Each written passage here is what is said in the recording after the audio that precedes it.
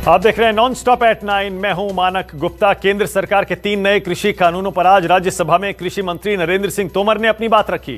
तोमर ने कृषि कानूनों के फायदे गिनाए तो साथ ही सवाल पूछा, आखिर कानून में काला है क्या, ये तो बताइए। तोमर ने कहा, बीजेपी पर आरोप लगाने वाली कांग्रेस खुद खून की खेती करती है।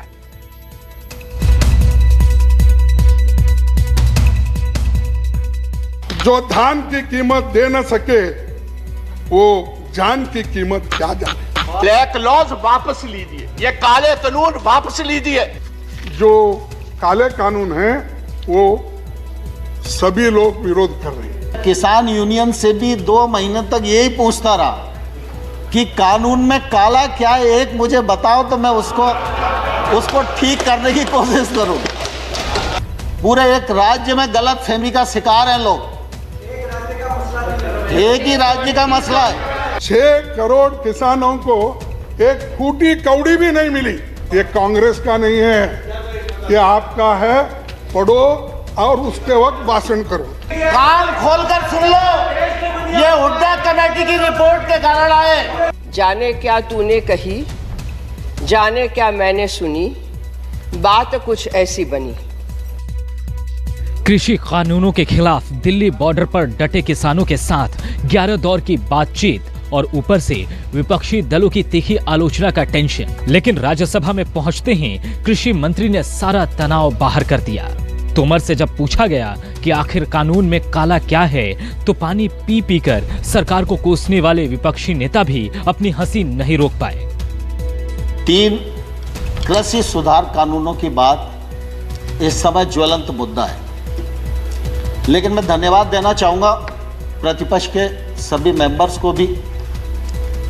उन सब ने किसान आंदोलन पर भी चिंता की।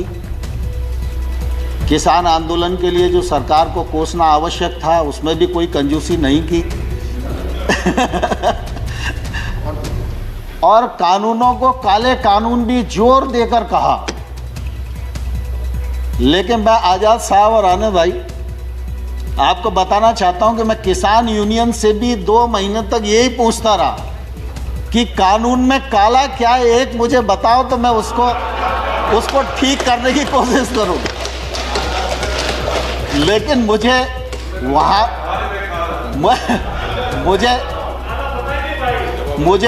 वहां भी मालूम नहीं पड़ा। हंसी ठिठोली के साथ शुरू हुए तोमर साहब जल्द ही गंभीर हो गए। विपक्षी नेताओं पर इल्जाम लगाया वो किसानों को गुमराह कर रहे हैं, भड़का रहे हैं। यहां तक बोल दिया कि कांग्रेस खून की खेती करती है। किसानों को इस बात के लिए बरगलाया गया है कि ये कानून आपकी जमीन को ले जाएंगे। खड़गे जी दुनिया जानती है, पानी से खेती होती है, खून से खेती सिर्फ कांग्रेस ही कर सकती है। भारतीय जनता पार्टी खून से खेती नहीं कर सकती। कॉन्ट्रैक्ट फार्मिंग एक्ट का कौन सा प्रावधान है जो प्रावधान किसी भी व्यापारी को उस किसान की जमीन छीनने की इजाजत देता है? लेकिन लोगों को भड़काया जा रहा है, जमीन चली जाएगी। और किसान इस एक्ट से कभी भी बाहर हो सकता है। व्यापारी कभी भी बिना पैसे दिए इस एक्ट से बाहर नहीं हो सकता। केंद्र सरकार के कृषि कानूनों की उपलब्धियां गिनाने के दौरान तोमर ने पंजाब के कॉन्ट्रैक्ट फार्मिंग का जिक्र किया। आरोप लगाया कि उसमें किसानों को जेल भेजने का भी प्रावधान है। इस बीच कांग्रेस सांसद दीपेंद्र हुड्डा को गलतफहमी हो गई कि कृषि मंत्री हरियाणा का जिक्र कर रहे हैं और फिर घमासान छिड़ गया। पंजाब सरकार का एक्ट बता सकता हूं। पंजाब सरकार के एक्ट में किसान को जेल जाने का प्रावधान है। और अगर वो नहीं देगा तो 5 लाख रुपए तक का जुर्माना का भी प्रावधान है।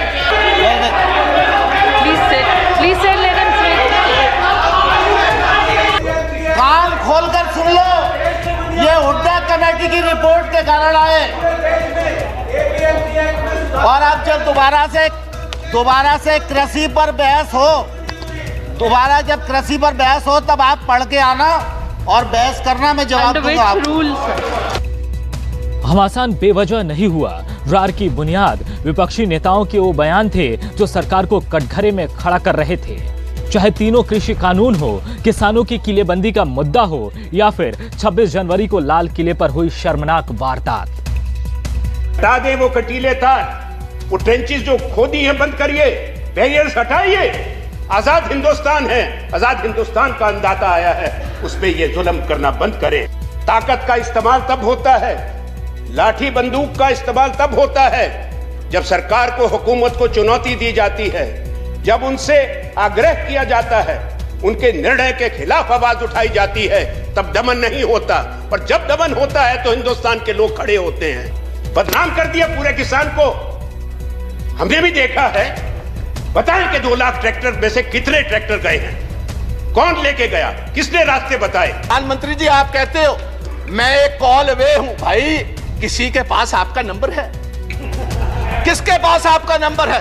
आप क्यों नहीं इन किसान जथेबंदियों को, ये मेंबर्स ऑफ पार्लियामेंट, इनको साथ लेकर चलिए, हम चलते हैं आपके साथ। आओ आपके जय जयकार के वहां नारे लगवाएंगे। आप इन कानूनों को वापस लीजिए। आप 1.5 साल के बाद नए कानून लाइए, कॉर्पोरेट्स के लिए नहीं।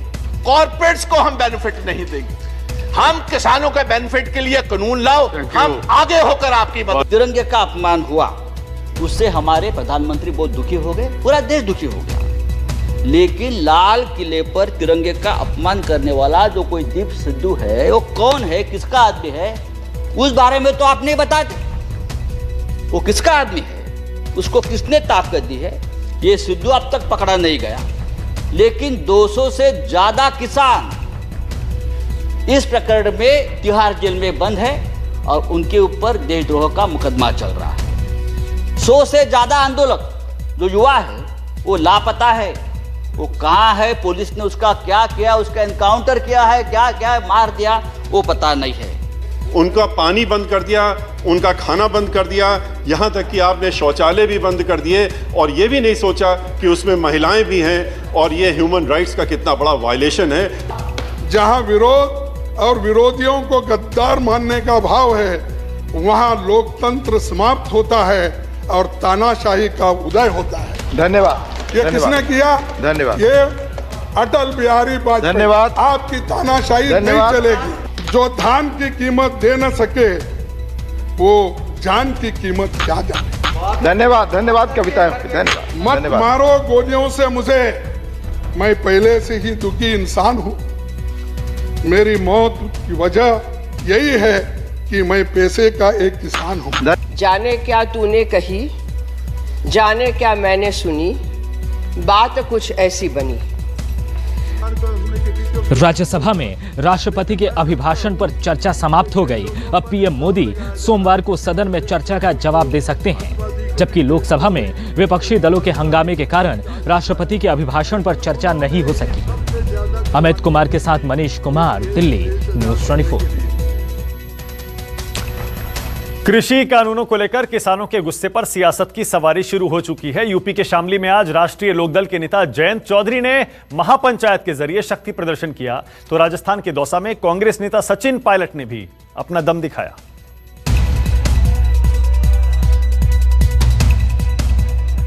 अगर कोई किसान पे लाठी को जाएगा, उंगली उठाएगा, उस उंगली को तोड़ने का काम करेंगे। हम धमकी देना चाहते हैं, जंगलों को धारा बनती है।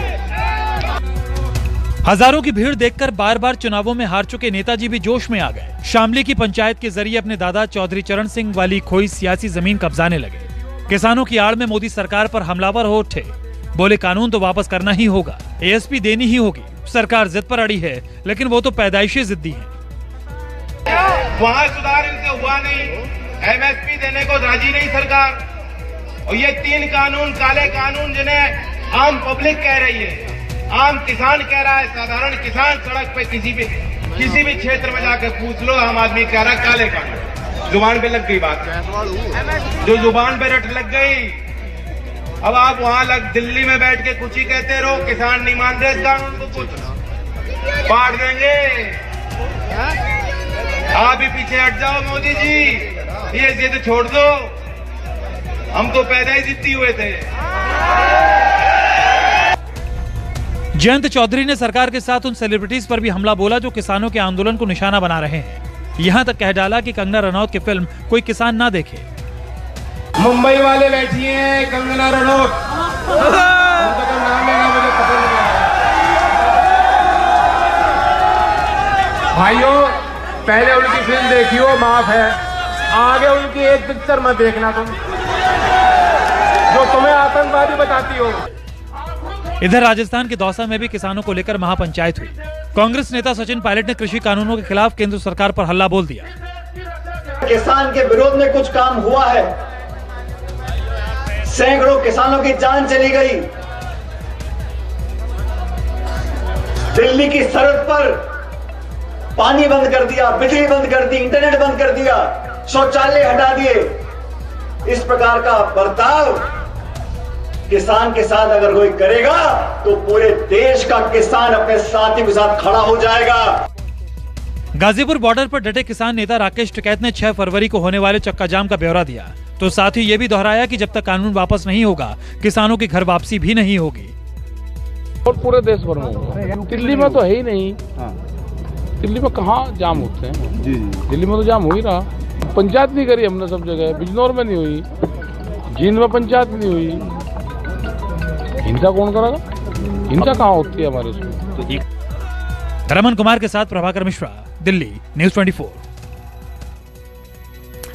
उत्तर प्रदेश में सत्ता का सेमीफाइनल माने जाने वाले पंचायत चुनाव का बिगुल बज गया है। इलाहाबाद हाईकोर्ट ने पंचायत चुनाव की तारीख तय कर दी है। 17 मार्च तक प्रदेश के सभी सीटों पर आरक्षण फाइनल करने के साथ ही 15 मई तक जिला पंचायत सदस्य और ब्लॉक प्रमुख का चुनाव करवाना होगा। उत्तर प्रदेश में गांव की सरकार यानी पंचायत चुनाव को लेकर इलाहाबाद हाईकोर्ट ने सख्त रुख अपनाया है। कोर्ट ने राज्य निर्वाचन आयोग को निर्देश दिया है कि 30 अप्रैल तक ग्राम प्रधान के चुनाव संपन्न कराए जाएं, तो साथ ही 15 मई तक जिला पंचायत सदस्य और ब्लॉक प्रमुख के चुनाव भी करा लिए जाएं। नियम के मुताबिक ये चुनाव 13 जनवरी तक ही हो जाने चाहिए थे, लेकिन कार्यकाल समाप्त होते ही इन पदों पर प्रशासक नियुक्त कर दिए गए। जानकारी के मुताबिक यूपी में ग्राम प्रधान के 58,194 पद, ग्राम पंचायत सदस्य के 7,31,813 पद, क्षेत्र पंचायत अध्यक्ष के 826 पद, जिला पंचायत अध्यक्ष के 75 पद, जिला पंचायत सदस्य के 3,051 पद हैं और इन सभी पदों के लिए चुनाव होने हैं। ये चुनाव इस लिहाज से भी अहम है क्योंकि इस बार बीजेपी, कांग्रेस, एसपी और बीएसपी के साथ ही आम आदमी पार्टी, ओम प्रकाश राजभर की सुहेल देव समाज पार्टी, असदुद्दीन ओवैसी की एमआईएम जैसी नई पार्टियां भी चुनाव में ताल ठोकने के लिए तैयार हैं। सत्ताधारी बीजेपी के अधिकांश बड़े नेता बंगाल चुनाव में उतर चुके हैं। खुद सीएम योगी आदित्यनाथ बंगाल में बीजेपी के स्टार प्रचारक बने हैं, लेकिन कोर्ट के आदेश के बाद सरकार भी सही समय चुनाव कराने का वादा कर रही है। निश्चित रूप से जो हाई कोर्ट ने कहा है, हम समय सीमा के अंतर्गत पंचायत चुनाव कराएंगे। ये मुख्यमंत्री जी ने भी कहा है कि जो भी अपेक्षा है हाई कोर्ट की, एक बड़ा सत्ताधारी बीजेपी का कहना है कि पंचायत चुनावों में जीत का परचम वही लहराएगी, जबकि समाजवादी पार्टी बीजेपी का सुपड़ा साफ होने की मुनादी कर रही है। तो कांग्रेस सिर्फ बात से ही खुश है कि चुनाव कोर्ट की चाबुक से हो रहा है। पंचायत चुनाव के लिए भारतीय जनता पार्टी पूरी तरह से तैयार है और माननीय उच्च न्यायालय ने जो आदेश किया है उस आदेश के अनुरूप सरकार चुनाव को संपन्न कराएगी और पंचायत चुनाव में भी हर गांव-गांव, गली-गली कमल का ही निशान विजयी होगा। उत्तर प्रदेश की योगी सरकार की उस सोच को करारा तमाचा माननीय हाईकोर्ट ने मारा है, जिस सोच के तहत योगी सरकार अधिकारियों के बदौलत सरकारी मशीनरी का दुरुपयोग करके पंचायत चुनाव जीतना चाहते हैं। हाईकोर्ट के आदेश का स्वागत करती है कांग्रेस पार्टी। समयबद्ध चुनाव होने चाहिए, ऐसी हमारी मांग लगातार रही है, मगर राज्य सरकार से बेईमानी नजर आती है कि वो चुनाव नहीं कराना चाहती है। अगर कराना चाहती, सरकार की इच्छा शक्ति होती तो समय पर चुनाव कराती है। पंचायत चुनाव किसी भी सूबे में सत्ता का सेमीफाइनल कहा जाता है। विधानसभा में प्रचंड बहुमत से यूपी के सत्ता पर काबिज बीजेपी 2022 के विधानसभा चुनाव में वापसी का दांव ठोक रही है। ऐसे में पंचायत चुनाव लिटमस टेस्ट साबित हो सकते हैं। इस बार का पंचायत चुनाव इस लिहाज से भी बेहद अहम माना जा रहा है क्योंकि मौजूदा बड़े राजनीतिक दलों के अलावा कई अन्य दलों ने भी पंचायत चुनाव पूरी ताकत से लड़ने का ऐलान कर रखा है। खास बात ये भी होगी कि जिस वक्त उत्तर प्रदेश में पंचायत चुनाव हो रहे होंगे, ठीक उसी वक्त देश के कई राज्यों में विधानसभा के चुनाव अपने उफान पर होंगे। ऐसे में इन पंचायत चुनाव में अपनी मजबूत उपस्थिति दर्ज कराना सभी के लिए एक बड़ी चुनौती मानी जा रही है। कैमरा पर्सन धर्मेंद्र साहू के साथ अशोक तिवारी, लखनऊ, न्यूज़ 24। पटना में इंडिगो मैनेजर रुपेश की हत्या किसने की, इस सवाल का जवाब 25 दिन बाद भी अधूरा ही मिला है। 2 दिन पहले पुलिस ने रुपेश के हत्यारे की गिरफ्तारी का दावा किया था, लेकिन इस थ्योरी को रुपेश के परिजनों ने खारिज कर दिया है। यानी गुत्थी सुलझने के बजाय और उलझ गई है।